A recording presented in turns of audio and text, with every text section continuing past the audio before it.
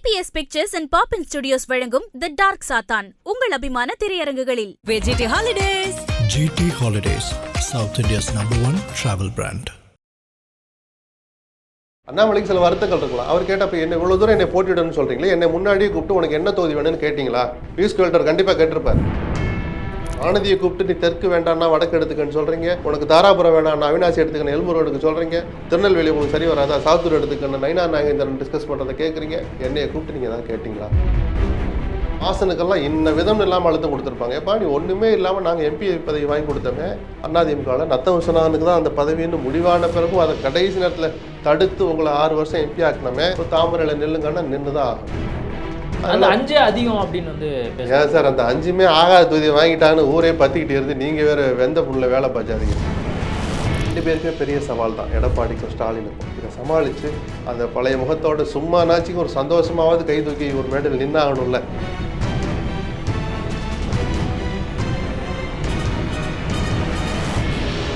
IBC Tamil நேயர்களுக்கு வணக்கம். இன்றைய சிறப்பு நேர்காணலில் நம்மோடு இணைந்திருக்கிறார் மூத்த பத்திரிகையாளர் SP லக்ஷ்மணன் அவர்கள். வணக்கம். வணக்கம். வேல்முருகன் வந்து தாவேக்காவோட இந்த முறை இல்லை அப்படின்னு வந்து சொல்லிட்டாரு. இப்போ அவருடைய அந்த முடிவு புதிய ஒரு கூட்டணியை நம்ம உருவாக்க போகிறோம் அப்படிங்கிறது வேற சொல்லியிருக்காரு. ஒரு குறுகிய காலத்தில் எந்த அளவுக்கு அது வலுவான ஒரு அணின்னு சொல்கிற அளவுக்கு கூட அது அமையுமான்னு எனக்கு தெரியல. ஆனால் அவருக்குன்னு சில கோபதாபங்கள் அதை 2-3 நாளாக பத்திரிகையில் தொடர்ந்து சொல்லிக்கிட்டு இருக்கிறார். வாழ்த்து சொல்லுவோமே. ராமதாஸும் சசிகலாவும் ஒரு அணி அமைச்ச போது எல்லாம் சிரிச்சாங்க. ஏன்னா அவசர அவசரமாக அந்த கொடியை கொண்டு போய் A4 சீட்டில் இங்கிட்டு வச்சுக்கிட்டு அங்கிட்டு வச்சுக்கிட்டு 2 பேரும் காலம் போன கடைசியில் நக்கல் பண்ணுறவங்களாம் இருக்கிறாங்க. அந்த நக்களை தாண்டி மிக நிச்சயமாக அது அதிமுக கூட்டணிக்கு மிகப்பெரிய சேதாரத்தை குறைஞ்சது ஒரு 30-40 தொகுதியில் ஏற்படுத்தும். இவர் ஒரு 20 தொகுதி, அவர் ஒரு 20 தொகுதி தாக்கத்தை ஏற்படுத்துவார்கள். அதாவது அவருடைய வெற்றியை தடுப்பார்கள். அவங்க நோக்கம் அதுவாக இல்லாமல் இருக்கலாம். ஆனால் அந்த அறிக்கையிலேயே துரோகத்தை வேற இருக்க அடையாளம் காட்டணும் வார்த்தையெல்லாம் போட்டுருக்குறாங்க. அந்த தனி மனித ஈகோ அல்லது கோபம் 2 பேருக்குமே இருக்குது. எடப்பாடி மேலே நம்பர் 1 கோபம் இருக்கும், 2வது தினகரன் மேலேயும் இருக்கும். அது அவங்களுடைய உறவு அரசியல் ரீதியாக அவ்வளோ ஒன்றும் சரியா இல்லை சசிகலாவுக்கு. ஸோ தினகரன் எங்கெல்லாம் கேண்டிடேட் போடுறாரு, இவரும் கேண்டிடேட் போடுவார். அன்புமணி 18 தொகுதியில் எங்கெல்லாம் அந்த 18லேயும் ராமதாஸ் கேண்டிடேட் போடுவார். அப்போ அவருடைய பிரதான நோக்கம் இவங்களுக்கு ஒரு பாடம் கற்று தர்றதுன்னு. அது மறைமுகமாக யாருக்கு சாதகமாக போய் முடியும்? 5000 ஓட்டு 2 பேர் ஒரு தொகுதியில் வாங்கினாலும் அது திமுக 10,000 வாங்குறதுக்கு சமம். அப்போ எங்கே போய் நிற்கும்?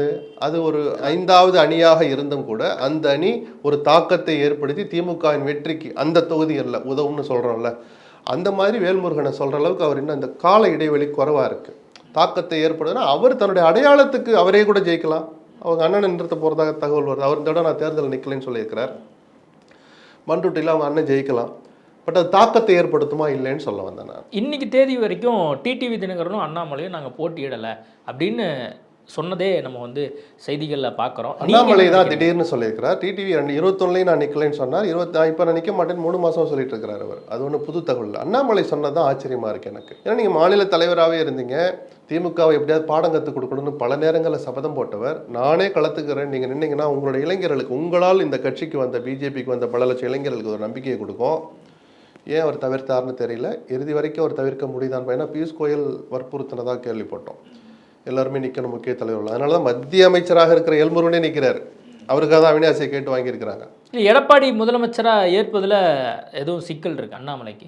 அவருக்கெல்லாம் தனிப்பட்ட சுதந்திரமோ ஒரு கருத்தோ பொது வெளியில் இருக்க முடியாது. ரூமுக்குள்ள கதவை சாத்திட்டு 1000 திட்டலாம். வெளியில் வந்து அவர் பல நேரத்தில் சொல்லிட்டாரு, எடப்பாடி முதலமைச்சர் வேட்பாளர் எடப்பாடி தான், அவரை ஜெயிக்க வைப்போம், ஜெயிக்கிற வரைக்கும் நம்மெல்லாம் ஓய்வு கூட அப்படின்னு திருநெல்வேலி பூத் கமிட்டி மாநாட்டில் அமித்ஷா மேடையில் வச்சுக்கிட்டு பேசினாரு.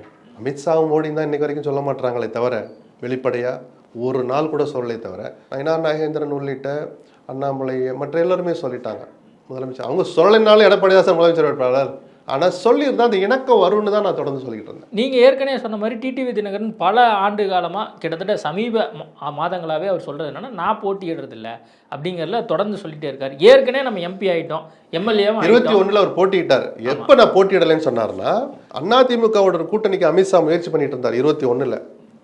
அமமுகவை சேர்த்துக்கிடணும்னு எடப்பாடி ஒத்துக்கல. அப்போது தினகரன் என்ன சொன்னார், என்னையை பார்த்து தான் நீங்கள் பயப்படுறீங்கன்னா நான் தேர்தலே போட்டியிடலை, என் கட்சிக்காரங்களுக்கு இடம் கொடுங்கன்னு கேட்டார். அதனால தான் பொதுப்பேட்டையில் அந்த வார்த்தையை அந்த அர்த்தத்தில் சொன்னார். அப்புறம் அவரே கோயில்பேட்டில் போய் நின்னார். வேறு வழி இல்லாமல் தனியாக நிற்கிற போது அந்த தொண்டர்களுக்கு நம்பிக்கை அளிக்கணும்னா நானும் நிற்கணும்னு நின்னார். இப்போ சூழல் திடீர்னு அதில் கருத்து வேறுபாடுகள், கட்சிக்குள்ளே விருப்பமும் இருக்குது வெறுப்பும் இருக்குது. NDAவில் போய் சேர்ந்ததில்லை, அந்த எடப்பாடி ஏற்றுக்கிட்டா அப்படின்றதில்ல. அதனால் இவர் அதே ஸ்டாண்டில் இப்போ திரும்பவும் நான் நிற்கலை, எடப்பாடி கொஞ்சம் ஃப்ரீயாக தேர்தலை சந்திக்கட்டும்னு அந்த மனநிலையில் கூட அதை சொல்லியிருக்கலாம். டிடிவி தினகரன் நின்னா ஒரு நம்பிக்கை அளிக்கக்கூடிய ஒரு விஷயமாக மற்ற வேட்பாளருக்கும் இருக்குல்ல. இப்போ கோவில்பட்டியில் அவர் நிற்கிறாருன்னா பக்கத்து தொகுதியே நம்மளுக்கு கிடைச்சிருக்கும் பொழுது இன்னும் வந்து அந்த நம்பிக்கைங்கிறது அமமுக கிட்டத்தட்ட தேமுதிகவோட கூட்டணி வச்சோன்னு பெரிய வலுவான இதுன்னு நம்ம எடுத்துக்கலாம். அப்பவே நமக்கு தெரிஞ்சுக்கும். தனியாக நிற்கிற மாதிரி நின்ன போது நம்பிக்கை அளிக்கிறதுங்கிறது அர்த்தம் வேற. இப்போ பிரதானமான கட்சிகள் அதிமுக, பிஜேபி, பாமக எல்லாம் சேர்ந்து நிற்கணும். அந்த அணியோட நிற்கிறதுக்கெல்லாம் அந்த பயத்தை போகணும்னு அவசியம் இல்லைங்கிற நான் புரிதல. ரெண்டுக்கு வித்தியாசம். அப்போ தனியாக இன்னும் நம்பிக்கை கொடுக்க வேண்டியது அவசிய தேவையாக இருந்தது. இப்போ ஒரு இடத்த ஒரு வாய்ப்பை தன்னை நம்பி வந்து உங்களுக்கு கொடுக்குறாருன்னு எடுத்துகிட்டு போயிடலாம். இவ்வளோ கட்சிகள் இருக்கே, தைரியமாக நிற்பாங்கல்ல. சீட்டு கிடைக்கல இருந்தாலும் பல பேர் வெளியே போகிறாங்க. ரங்கசாமி நேற்று வெளியே போனார், இன்றைக்கி சில பேர் வெளியே போகிறதா இருக்குது. எதுக்காக? ஜெயிக்க வாய்ப்புள்ள சூழல் இருந்தும் நமக்கு இடம் கிடைக்கலையே, இடம் வாங்கி தரலையே, அந்த கோபம். புரியுதுங்களா? இந்த அதிருப்தி இருக்குமே தவிர நாங்கள் எப்படிங்க நிற்கிறது அப்படின்லாம் யாரும் இல்லையே. இன்னும் மடத்துக்குளமெல்லாம் கிட்டத்தட்ட சண்டை போட்டு தான் வாங்கி கொடுத்தார் சண்முகவேலுக்கு. இல்லை, ஸ்டார் வேட்பாளர் அப்படிங்கிற ஒரு விஷயம் இருக்குல்ல. ஸ்டார் வேட்பாளர் நின்னா குறைஞ்சபட்சம் நம்ம வந்து ஒரு டஃப் ஃபைட் கொடுக்கலாம் அப்படின்னு ஒரு விஷயம் இருக்குல்ல. இப்போ அண்ணாமலை எங்கே நின்னாலும் சரி தமிழ்நாட்டில், அதே மாதிரி டிடிவி எங்கே நின்னாலும் ஒரு டஃப் ஃபைட்டை கொடுப்பாங்க. திமுகவாக இருக்கட்டும், அல்லது திமுக கூட்டணி கட்சியில் இருக்கக்கூடிய எந்த வேட்பாளர் நின்னாலும் அந்த ஒரு தொகுதிக்கு கொடுப்பாங்க. அவ்வளோதானே செய்ய முடியும். இவர் நான் தமிழ்நாடு முழுக்க பிரச்சாரம் பண்ணல. அப்போ அண்ணாமலைக்கு டிடிவி தினகரனுக்கு வேற ஏதாவது திட்டம் இருக்கா? தேர்தல் முடிந்த பின்பா தெரியல. அவரை வச்சு பிஜேபி நினைக்கிறாங்க, ஒரு மனசுல என்ன இருக்கு நமக்கு தெரியாது. தேர்தல் முடிவுகள் ஒருவேளை அவங்க மனசுல தாக்கத்தை ஏற்படுத்தலாம். களச்சூழலே மாற வாய்ப்பு இருக்கு முடிவுகளுக்கு ஏற்ப மாதிரி. என்ன நடக்குதுன்னே தெரியாத போது அதனால இது நடக்கும்லாம் ஒரு லெவல் தாண்டிலாம் யூகம் இல்லை. ஏன்னா டிடிவி தினகரனும் அண்ணாமலையும் இதுக்கு முந்தைய காலகட்டங்களில் 2024 இல்லை, இந்த தேர்தல் புறக்கணிப்பு அப்படிங்கிறதுல ரெண்டு பேருடைய பார்வையும் சூழலும் வேற. அண்ணாமலையும் டிடிவி இந்த விஷயத்தில் ஒப்பிட முடியாது. அண்ணாமலைக்கு சில வருத்தங்கள் இருக்கலாம். அவர் கேட்டப்ப என்ன இவ்வளோ தூரம் என்னை போட்டியிடணும்னு சொல்றீங்களே, என்னை முன்னாடியே கூப்பிட்டு உனக்கு என்ன தொகுதி வேணும்னு கேட்டீங்களா? பியூஷ் கோயல் கண்டிப்பாக கேட்டிருப்பார். என்னை தேர்தலில் நிற்கணும்னு சொல்றீங்களே, வானதியை கூப்பிட்டு நீ தெற்கு வேண்டாம்னா வடக்கு எடுத்துக்கன்னு சொல்றீங்க, உனக்கு தாராபுரம் வேண்டாம்னா அவினாசி எடுத்துக்கணும், எல்முருகனுக்கு சொல்றீங்க, திருநெல்வேலி உங்களுக்கு சரி வராதா, சாத்தூர் எடுத்துக்கணும், நைனா நாகேந்திரன் டிஸ்கஸ் பண்ணுறதை கேட்குறீங்க, என்னையை கூப்பிட்டு நீங்கள் ஏதாவது கேட்டிங்களா அப்படின்னு ஒருவேளை அண்ணாமலை கேட்டிருக்கலாம். கேட்டிருந்தா அவருக்குரிய தொகுதியை வாங்கியும் கொடுத்துருக்கலாம். இவர் கேட்டாரா, அப்படி ஒரு ஆலோசனை நடந்ததா, இல்லை ஒரு தொகுதி கேட்டும் அவங்க கொடுக்கலையா, இல்லை ஒரு தொகுதி அப்பவே கேட்கலையா, அப்பவே அந்த முடிவை எடுத்துட்டாரா, நமக்கு தெரியாது. ஸோ அண்ணாமலையினுடைய சூழல் வேறு, தினகரன் எடுத்த முடிவு அதனுடைய பின்னணி வேறு. அதிமுக விவகாரத்தை பொறுத்த வரைக்கும் அந்த கூட்டணி சார்பாக தாமரை சின்னத்தில் தமாக போட்டியிடுது. மற்ற கட்சிகள்லாம் கூட தாமரை சின்னத்தில் வந்து போட்டியிடுறதுக்கான ஒரு வாய்ப்பை எடப்பாடி பழனிசாமி ஏற்படுத்தி கொடுத்துருக்காரு. இது எப்படி சரியா இருக்கும் அப்படிங்கிற ஒரு பார்வை வாய்ப்பு அவர் ஏற்படுத்தி கொடுக்கல. வாசன்கிட்ட போய் நீங்கள் தாமரையில் ரெட்டலின்றா இவருக்கும் நல்லது தான். வாசன் பொதுவாகவே பிஜேபியோட அணுக்கமாக இருக்கிறவர், அதனால் அவங்க பக்கம்தான் அவர் இருப்பார். ஆனால் அந்த நாடாளுமன்ற தேர்தலில் கூட ஜான் பாண்டியன் ரெட்டலில் என்னார். இப்போ அதே ஜான் பாண்டியன் ரெட்டலில் நிற்கிறாரா என்ன தெரியாது. அது அவங்க விருப்பம்னு ஒரு காயினை போட்டார். ஒரு வகையில் அது நல்லது. ஏன்னா இந்த விஷயத்தை தான் திருமாவளவன் திமுக கூட்டணியில் வலியுறுத்துறார். சின்ன கட்சிகளை வற்புறுத்தாதீங்க, அவங்க சொந்த சின்னத்தில் நிற்கிறா நின்றுட்டு போட்டுங்கிறார். திருமாவளவன் சொல்கிற ஒரு பார்வை சுயமரியாதை எங்களுக்குன்னு இருக்கிற ஒரு அடையாளம் அப்படிங்கிற ஆங்கிளில் கரெக்டாக இருக்கலாம். புது சின்னத்தை கொண்டாந்து 15 நாளையில் அவங்க மனசில் திணிச்சு எப்படிப்பா ஜெயிக்க வைக்கிறேன்னு ஸ்டாலின் ஒரு பார்வை பார்த்தா திருமாவளவன் அதுக்கு பதில் சொல்லி தான் ஆகணும். பானை சின்னத்தை வச்சுக்கிட்டு அவர் என்ன கதியில் அவர் பாடுபட்டார்னு அவருக்கு தான் தெரியும். போன எம்பி தேர்தலில் ஜெயிக்கிறதுக்கு அவர் என்ன பாடுபட்டார்னு. வேற உதயசூரில் நின்ன ரவிக்குமார் ஈஸியாக ஜெயிச்சார் விழுப்புரத்தில். 24 முன்னாடி 19 நடந்த தேர்தலில் யோசிச்சு பாருங்க எவ்வளோ வித்தியாசத்தில் திருமாவளவன் ஜெயிச்சாருன்னு. இந்த கஷ்டம் தேவையானதான் கூட்டணிக்கு தலைமை வைக்கிற கட்சி யோசிப்பாங்களே தவிர ஏதோ அவங்க அடையாளத்தை அழிக்கணும், அவங்க நம்மளை விட்டுட்டு போயிடுவாங்க, நாளைக்கு ஒரு சூழல் வந்தால் நம்மளை ஆதரிக்க மாட்டாங்க அப்படிங்கிறதுக்கான பிரதான காரணம் அது அல்ல. முதல்ல ஜெயிக்கணுங்கிறது தான் விஷயம். உதயசூரியில் உங்களை தான் ஜெயிக்க வைக்க போகிறாங்க. அதனால ஒன்றும் பெரிய அடையாளத்தை இழந்துட போகிறதெல்லாம் இல்லை. கொஞ்சம் சங்கடமாக இருந்தால் அப்போ வேண்டான்ட்டு நில்லுங்களேன். திருமாவளவன் சொல்றதுல ஒரு பகுதி சரி, இன்னொரு பகுதியில் கலை யதார்த்தம் இல்லைன்னு தான் நான் சொல்கிறேன். இரட்டலை சின்னத்தில் இவங்கெல்லாம் நிற்கிறதுல ஏதாவது சிக்கல் இருக்கா? இவங்கெல்லாம் ஜான் பாண்டியனோ அல்லது சிக்கல் இல்லை. அதனால தானே நீங்கள் உங்கள் இஷ்டம்னு சொல்கிறார் எடப்பாடி. அது அவங்களுடைய மனநிலையை பொறுத்தது. எது சரியாக வரும், அழுத்தம் வரலாம், பிஜேபி ஒரு ப்ரெஷர் கொடுக்கும். இப்போ வாசனுக்கெல்லாம் இன்ன விதம் இல்லாமல் அழுத்தம் கொடுத்துருப்பாங்க. எப்பா நீ ஒன்றுமே இல்லாமல் நாங்கள் எம்பி பதவி வாங்கி கொடுத்தோமே அதிமுகவில், நத்தம் விஸ்வநாதனுக்கு தான் அந்த பதவின்னு முடிவான பிறகும் அதை கடைசி நேரத்தில் தடுத்து உங்களை 6 வருஷம் எம்பி ஆக்கினோமே, ஆக்குனது நான் தானே அமித்ஷா கேட்டால் வாசன் பதில் சொல்லி தான் ஆகணும். ஸோ தாமரையில் நில்லுங்கன்னா நின்று தான் ஆகணும். இந்த அழுத்தம் ஜான் பாண்டியனுக்கு கொடுக்குறாங்களா தெரியாது. ஒரு இடம் 2 இடத்துலாம் ரொம்ப மெனக்கிட மாட்டாங்க. 5ங்கிறது ஒரு சைஸபிள் நம்பர். அந்த 5 அதிகம் அப்படின்னு வந்து ஏன் சார் அந்த 5மே ஆகாத தொகுதியை வாங்கிட்டான்னு ஊரே பற்றிக்கிட்டு இருந்து நீங்கள் வேறு வெந்த புண்ணில் வேலை பார்த்தாதீங்க. யதார்த்தத்தை பார்த்தா கொஞ்சம் ஏமாந்துட்டு வரோன்னு தான் தோணுது. அது தமாகவினரே சில பேர் ராஜினாமா பண்ணிட்டு வெளில போகிறாங்க, சில பேர் கருத்துக்களை பதிவிடுறதை பார்த்தாலே நம்மளும் ஒரு பத்திரிக்கையாளரை பார்க்குறோம்ல, ஈஸியாக ஜெயிப்பார் அப்படின்னு சொல்ல முடியலையே. கிள்ளியூரில் யாராவது மனசு வச்சாதான் ஜெயிக்க முடியும். அதுவும் அவ்வளோ சுலபம் இல்லை. மீதி 4 தொகுதி பற்றி பேசவே வேண்டாம். ஏன்னா கலை யதார்த்தத்தை வச்சு சொல்கிறோம். யார் வலுவான வேட்பாளர், மந்திரிங்க அதில் 3 பேர் மந்திரி எத்தனைக்கு இவரால் ஜெயிக்க முடியுமா, அவ்வளோ பண பலத்தை செலவு பண்ண முடியுமான்னு இந்த யதார்த்தங்களை வச்சு தான் நம்ம அது கஷ்டம்னு சொல்கிறோமே தவிர, மற்றபடி தமாக ஜெயிக்கவே ஜெயிக்காதுன்னு நம்ம சொல்கிறதுக்கு நம்ம யார்?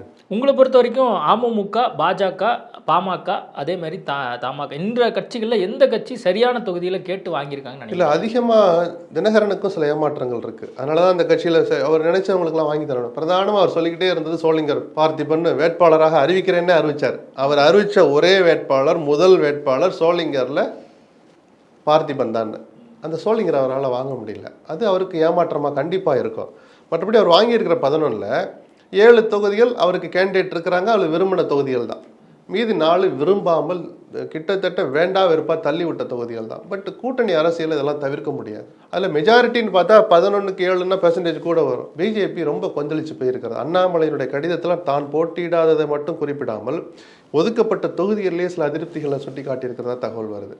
பிஜேபியினரும் கடும் ஏமாற்றத்துக்கு உள்ளாயிருக்கிறாங்க. பாமகவை பொறுத்த வரைக்கும் அவர் உள்ள கூட்டணியில் சேர்ற போதே கிட்டத்தட்ட 18ல் ஒரு 10 தொகுதியை உறுதிப்படுத்திக்கிட்டு தான் வந்தார். அது அவரே சிலர்கிட்ட ஷேர் பண்ணதுனால நான் சொல்கிறேன், அன்புமணியை. மீதி 8 அதிமுக சாய்ஸ் தான். அவருக்கு 10 வேணுங்கிற தொகுதி கிடைக்கிறதே பெரிய விஷயம்தான். அது இவ்வளவு நெருக்கடியில் நான் சொல்கிறேன். ஸோ தினகரனுக்கும் அன்புமணிக்கும் ஓரளவு திருப்தி கிடைச்சிருக்கும். பிஜேபியும் தமாகவும் வருத்தத்தில் இருக்கிறாங்க. வாசன் அதை வெளிக்காட்டிக்கல, அதை பற்றி துளி கூட கவலைப்படலை. பிஜேபியினர் கொந்தளிப்பில் இருக்கிறாங்க. என்ன நடக்கும், அதை எப்படி எடப்பாடி சமாதானப்படுத்த போகிறார்? முதல்ல பிஜேபி தலைவர்களை தங்கள் கட்சி தொண்டர்களை நிர்வாகிகள் எப்படி சமாதானப்படுத்த போகிறாங்க, எவ்வளோ வேகத்தில் பண்ண போகிறாங்கிறத பொறுத்து தான். இதெல்லாம் நிஜமாகவே இந்த மாதிரி பப்புல்லாம் வரும். அதெல்லாம் உடஞ்சி நாமினேஷன் ஃபைல் பண்ணி களத்துக்கு போகிறப்போது 2 அணிகள்லையுமே மறந்துட்டு பிரச்சாரம் பண்ண போவாங்க. கடந்த கால வரலாறு. இந்த தடவை 2 அணிலையுமே அந்த காயங்கள் கொஞ்சம் வலுவாக, கீரல்ங்கிறது கத்தி குத்து மாதிரியே போயிடுச்சு. ரத்தம் வெளியே தெரிகிற அளவுக்கு காயமாக போச்சு. ஒரு ஒப்பீட்டளவில் சொன்னால் 2 பேருக்குமே பெரிய சவால் தான், எடப்பாடிக்கும் ஸ்டாலினுக்கும். இதை சமாளித்து அந்த பழைய முகத்தோட சும்மானாச்சுக்கும் ஒரு சந்தோஷமாவது கை தூக்கி ஒரு மேடையில் நின்னாகணும்ல, அந்த காட்சி எந்த அளவுக்கு சுமூகமாக நடக்குதுன்னு பார்ப்போம் 2 அணிலையுமே. அதிமுக கூட்டணி பொறுத்த வரைக்கும் ரொம்ப வேகம் எடுத்து அவங்க ஃபீல்டுக்கே போக ஆரம்பிச்சிட்டாங்க. ஒரு பக்கம் வந்து தொகுதியில் அறிவிச்சிட்டாங்க. இன்னைக்கு தான் வந்து திமுக முடிவு பண்ண போகிறதா சொல்கிறாங்க. காங்கிரஸ் தொகுதிகளுடைய அடையாளம் இன்னைக்கு நாளைக்குள்ளே முடிஞ்சுன்றாங்க. ரைட், அது ஜெயலலிதா பாணின்னு அதனால தான் ஒரு பேட்டியில் கூட சொன்னேன்.